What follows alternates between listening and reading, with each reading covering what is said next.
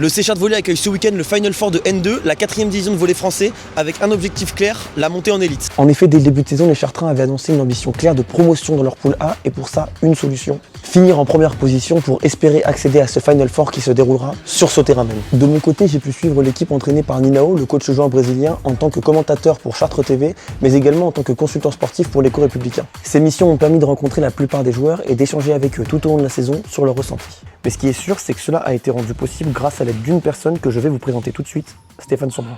Stéphane Sombrin, bientôt 42 ans, plus de 20 ans comme joueur à Chartres, Chartres Volleyball, et depuis 3 ans, commentateur pour la télé ici.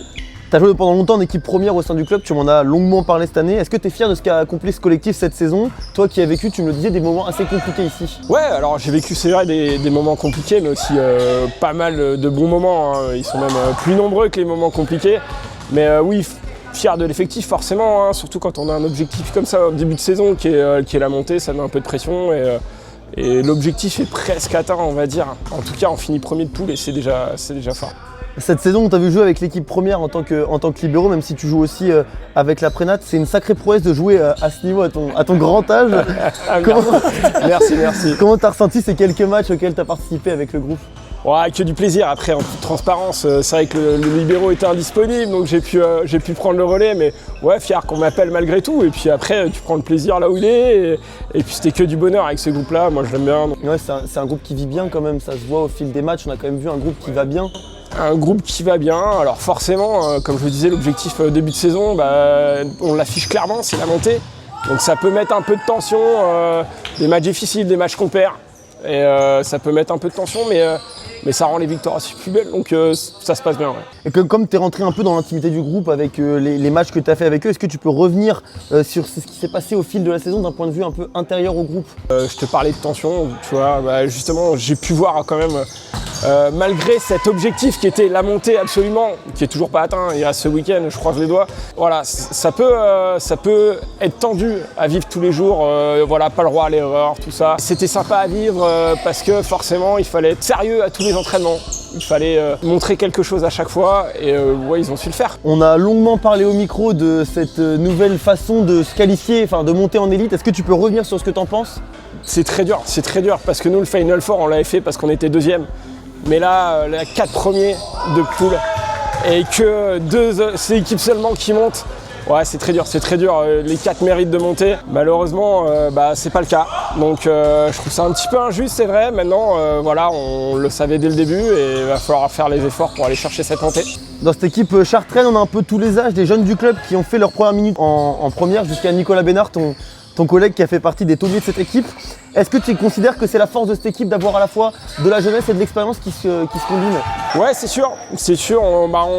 On mise quand même beaucoup sur la formation aussi à Chartres. Après, Chartres, dans tous les sports, on le sait, c'est dur pour garder nos jeunes. On n'a pas de fac, on n'a rien, donc souvent ils partent pour les études. Après, on espère les récupérer plus tard. Même les moins jeunes, ils ont quand même une sacrée expérience dans le groupe. Hein. Quand même une expérience professionnelle, que ce soit à l'étranger ou en France. Et c'est important justement au volley d'avoir une expérience comme ça et d'avoir des tauliers entre guillemets pour encadrer cette jeunesse. Ouais, très important. Hein. On dit que la maturité, elle est qu'à 28 ans en volley. C'est un sport de faute.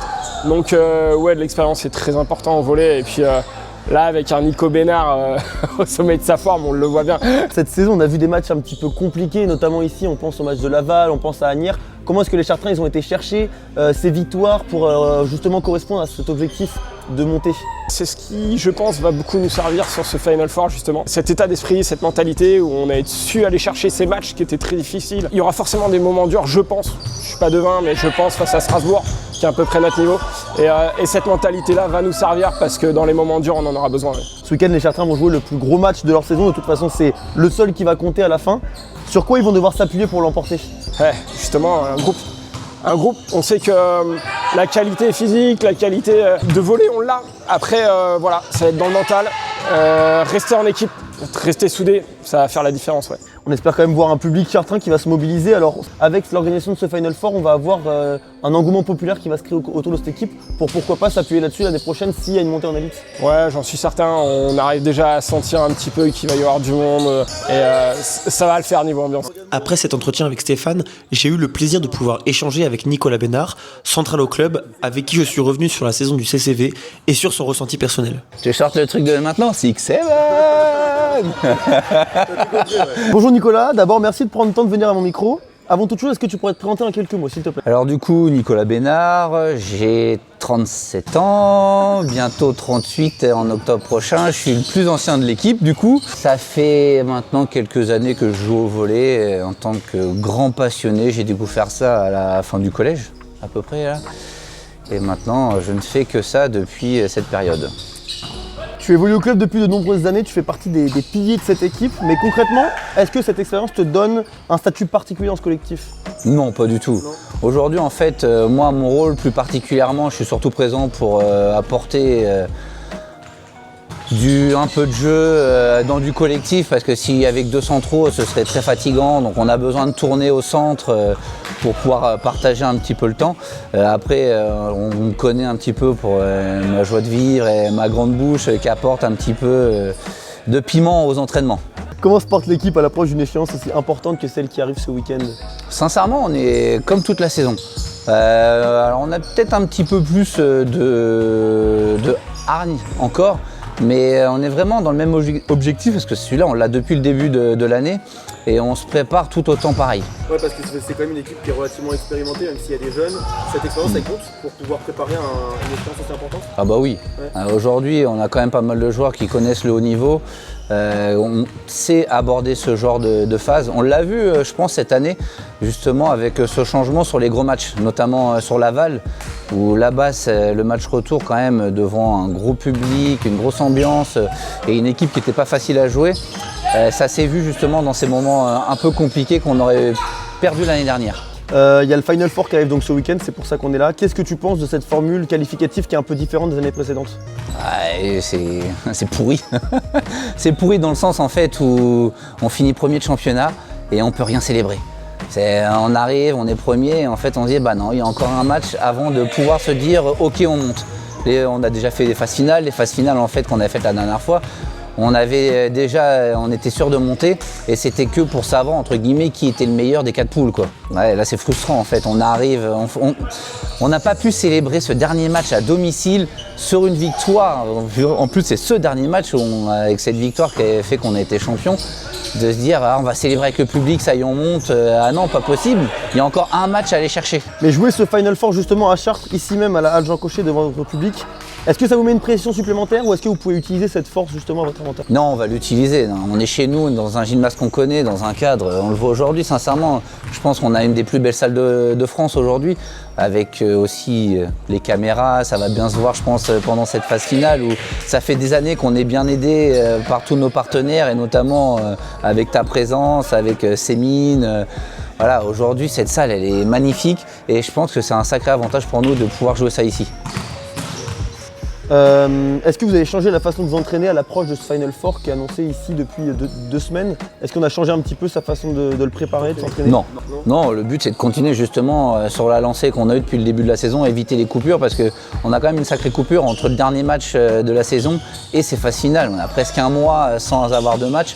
On a essayé justement d'aller faire quelques matchs amicaux parce qu'en plus avec les ponts, des fois on n'a pas les salles, donc ça a été un petit peu compliqué justement de garder le même rythme sur toute cette saison, sachant qu'on a une saison qui a quand même été assez longue, avec pas beaucoup de repos entre les matchs de championnat.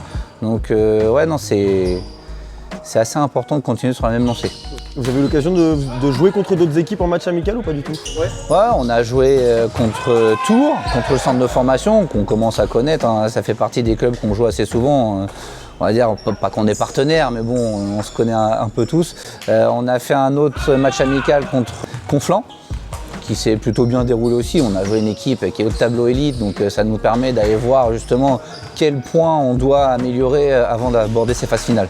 Et justement, jouer, tu le dis, je rebondis là-dessus, jouer contre une équipe dans la division dans laquelle vous aspirez à jouer, Qu'est-ce que ça fait? Comment est-ce que vous vous placez vis-à-vis d'une équipe comme ça? Bah, ça nous fait voir qu'on a forcément encore du travail, hein. Surtout quand on va chercher des équipes qui sont haut de tableau.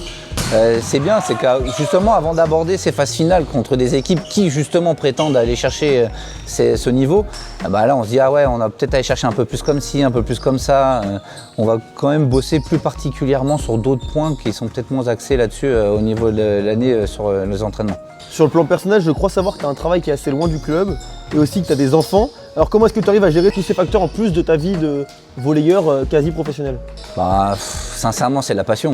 C'est la passion qui me fait faire ça. J'ai autant de temps de route pour aller au travail que pour venir ici. Donc c'est sûr que ça peut paraître fatigant, mais en fait je pense qu'aujourd'hui je suis tellement animé par cette passion du volley que j'en oublie tout. Et puis après, bon, on va surtout féliciter ma femme qui subit ça maintenant depuis bientôt 10 ans là.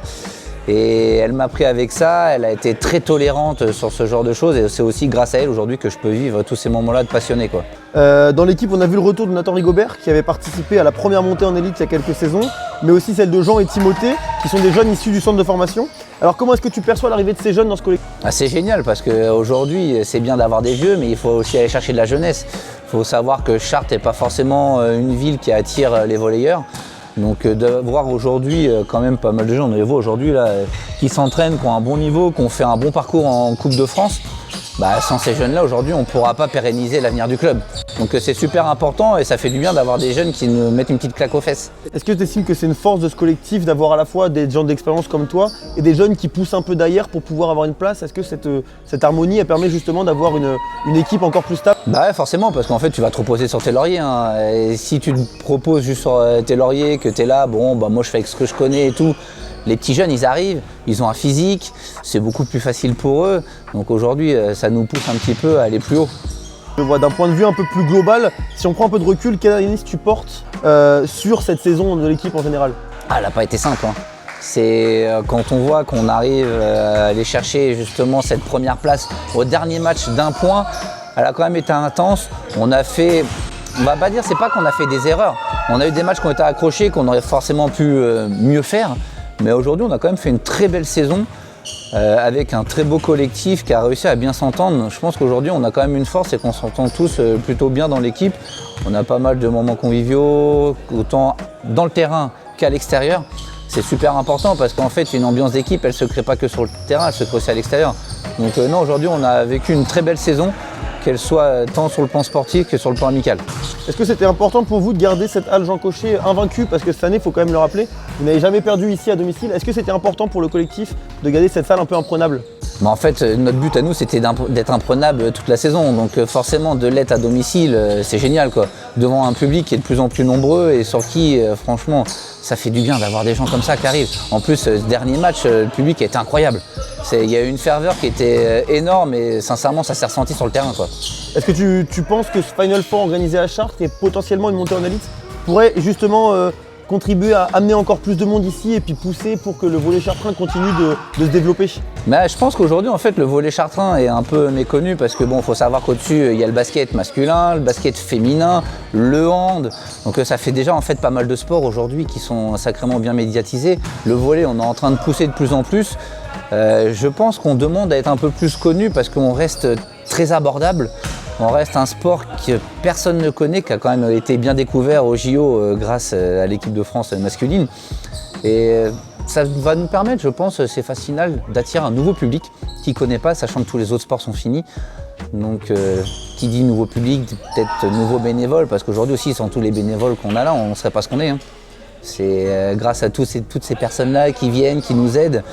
Nous, c'est bien, on est sur le terrain, on parle des joueurs, mais on ne parle pas de toute l'ossature qui est autour, que les partenaires, soit tant au plan financier qu'au plan physique, mais à toutes ces personnes aussi qui, à chaque match, qui sont toutes ces petites mains qui nous aident aujourd'hui à être ce qu'on est, quoi. Est-ce qu'annoncé en début de saison l'ambition de monter en élite qui a été annoncée partout? On l'a vu dans les médias, dans la presse et tout, ça rajoute un poids, une pression sur vos épaules? Non. Non, parce qu'en fait, on vit notre passion. On aime ce qu'on fait. Donc on a réussi à créer quelque chose dans le club qui nous a permis en fait d'aller chercher ça. Donc il y a forcément des enjeux, mais je pense que quand tu vas sur un terrain par plaisir, ça change toute la donne, quoi. Je vois. On va finir sur deux petites questions personnelles. Comment est-ce que tu vois ta saison avec un peu de recul sur le plan strictement personnel? C'est une saison, j'ai eu la chance de pouvoir jouer peut-être un peu plus que ce que je l'aurais pensé.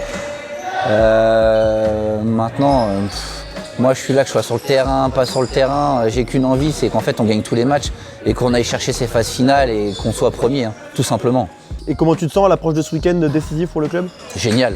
Non, franchement, physiquement, moi je me sens super bien, je sens que toute l'équipe se sent super bien et on a hâte que d'un seul truc, c'est de finir cette semaine et d'aller à ce premier match. À la veille de la finale, les Chartrains peaufinent les derniers détails.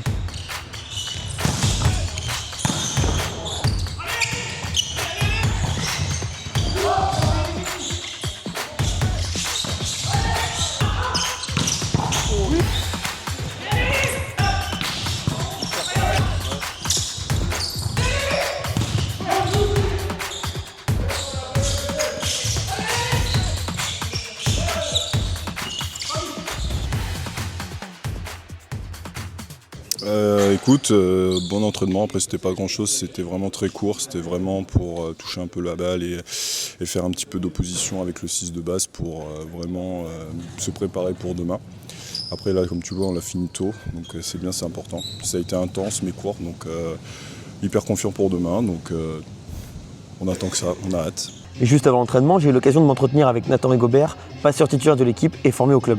Je m'appelle Nathan Rigobert, j'ai 19 ans et je joue au Séchard de Volley en National 2. Avant de revenir sur la saison actuelle, est-ce que tu peux me raconter un peu ton parcours qui a fait que tu en es arrivé là? J'ai commencé le volley à l'âge de 6 ans au Séchard de Volley. Donc j'ai fait toutes mes catégories jeunes au sein du Séchard de Volley. Ensuite je suis parti en centre de formation à l'âge de mes 16 ans au REC Volley. Donc où là j'ai évolué en National 3 en tant que passeur titulaire et en centre de formation en tant que deuxième passeur. Et donc où là j'ai pu avoir pas mal d'expérience et en apprendre beaucoup sur le volley. Et donc par la suite je voulais devenir titulaire dans un centre de formation et ils me proposaient pas grand chose d'intéressant en direct volley. Donc du coup je suis parti au Grand Nancy Volleyball où là je suis premier passeur au centre de formation et deuxième quand le passeur de la pro redescend.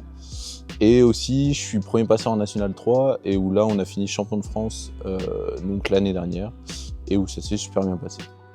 Pourquoi avoir décidé de revenir à Chartres cette saison après ce parcours que tu as pu avoir là? Parce que je voulais déjà retourner proche de ma famille. Puis c'est un club que j'ai toujours aimé. Ça a fait qu'on a commencé à discuter avec le président, les coachs et ça s'est super bien goupillé. Et c'est pour ça que je suis revenu sur Chartres. Tes expériences en différents centres de formation, qu'est-ce qu'elles t'ont apporté aujourd'hui en tant que joueur? Elles m'ont apporté surtout de l'expérience et me rendre compte que le haut niveau c'est très compliqué. Et donc j'en ai appris énormément et surtout sur la technique de balle, c'est là où j'ai le plus progressé parce que c'est là où j'ai touché le plus de ballons avec des fois deux entraînements par jour, une muscu par jour. Enfin, c'était vraiment très intensif et j'adorais et j'ai eu beaucoup d'expérience. Quand tu arrives en début de saison, tu ne démarres pas en tant que titulaire, il a fallu attendre quelques rencontres pour te reprendre le poste de passeur. Est-ce que c'était un objectif pour toi de devenir titulaire dans cette équipe du Séchard de Volley? Déjà l'objectif premier, moi quand je suis arrivé au Séchard de Volley, c'était de progresser encore, en apprendre encore énormément parce que comme je t'ai dit, j'ai que 19 ans et j'en ai encore énormément à apprendre. Mais j'avais dans ma tête quand même l'objectif de finir premier passeur. Aussitôt, pas forcément, mais j'avais l'objectif d'avancer et le staff a fait que ça s'est passé comme ça et que ça s'est bien goupillé pour ma part. Le poste de passeur est très important au volley. Est-ce que ça te met une pression particulière de jouer dans une équipe de ce niveau à ton âge, d'autant plus à un poste aussi important? Surtout en parlant d'âge, faut réussir à gérer tous les gars de l'équipe et donc c'est là où c'est plus compliqué à mon âge, surtout que le poste de passeur c'est le poste de leader au sein de l'équipe et c'est lui qui choisit les attaquants. Mais après c'est quelque chose que j'aime bien faire et c'est sûr qu'à des moments je ressens un peu de difficulté, mais c'est quelque chose où je me sens plutôt à l'aise et où j'arrive plutôt à gérer la chose. Avec l'arrivée dans le groupe de Jean et Timothée, en plus de la tienne, on a l'impression que la jeunesse prend un peu plus ses marques dans ce collectif. Est-ce que c'est un objectif pour le club de s'appuyer sur sa formation pour pourquoi pas bâtir un projet plus durable? Déjà pour moi, l'arrivée de Jean et Timothée, ça m'a fait du bien énormément parce que ça a ramené de la jeunesse au sein du groupe et puis donc moi ça m'a permis aussi de plus me détendre et puis aussi rigoler avec des personnes de mon âge.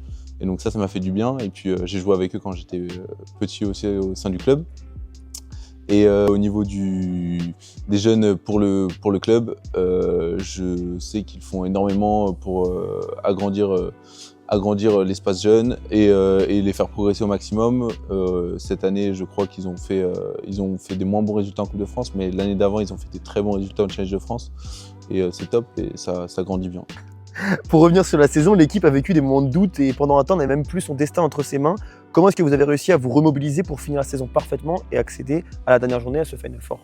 Je pense qu'on a tous eu une petite période pendant l'année où on a été extrêmement déçus du groupe, de tout le monde. On jouait moins bien, on a été moins bon et c'est là où on a vu que Laval est passé devant. Par contre, on avait toujours au fond de notre tête qu'on savait que s'ils perdaient un match ou s'ils faisaient un 3-2, on repassait devant. Et c'est exactement ce qui s'est passé. Et je pense que en fait, ça nous a aussi fait du bien parce que en fait, ça nous a redonné un déclic pour après. Et après, on a bien vu que sur les matchs faciles, on gagnait vraiment bien, alors qu'au début de saison, sur les matchs même faciles, on bloquait un peu le truc, on passait à chaque fois, mais c'était des matchs au final qui nous mettaient aussi en difficulté.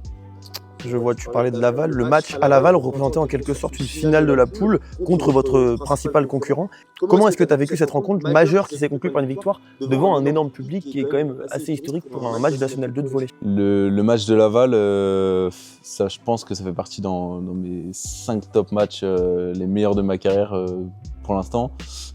C'était un match de fou, ça s'est super bien passé pour notre côté, on a été vraiment une équipe soudée dans toutes les défenses, les attaques, dans tous les domaines, il n'y avait pas un domaine en dessous de l'autre. Et donc c'est là où ça s'est très bien passé. Et après, on a eu aussi, je pense, une petite part de chance où ça a tourné pour notre faveur, mais on a bien travaillé et je pense qu'on le mérite amplement. Et pour finir, comment est-ce que vous avez préparé ce match? Est-ce qu'il y a eu des analyses vidéo, une prépa physique un peu particulière, des innovations peut-être dans le jeu? Et moi, on a fait un petit temps de repos au moment où on savait qu'on était au Final Four pour se reposer. On s'est reposé 4 jours sans entraînement. Et ensuite, par la suite, on a vraiment énormément bossé aux entraînements. On a vu qu'il y avait 3-4 fois plus d'intensité aux entraînements, surtout pendant les oppositions où vraiment ça s'arrachait sur tous les postes. Le bilan de ce Final Four est évidemment assez terne pour les volleyeurs chartrains. Défait face à Strasbourg en demi après avoir bataillé jusqu'au tie-break, le CCV n'a pas su se remobiliser face à Charenton en petite finale et finit au pied du podium dans ce qui devait être la consécration d'une saison de travail. Malgré tout, du positif reste à souligner. Le public chartrain s'est déplacé en nombre pour cette rencontre, ce qui montre un engouement réel pour le sport dans la ville. Je tenais finalement à saluer et remercier chaleureusement l'ensemble du club de volley chartrain qui m'a accueilli dans la préparation de ce Final Four et tout au long de la saison. Joueurs et membres du staff ont été très ouverts pour que je puisse travailler dans les meilleures conditions malgré les résultats.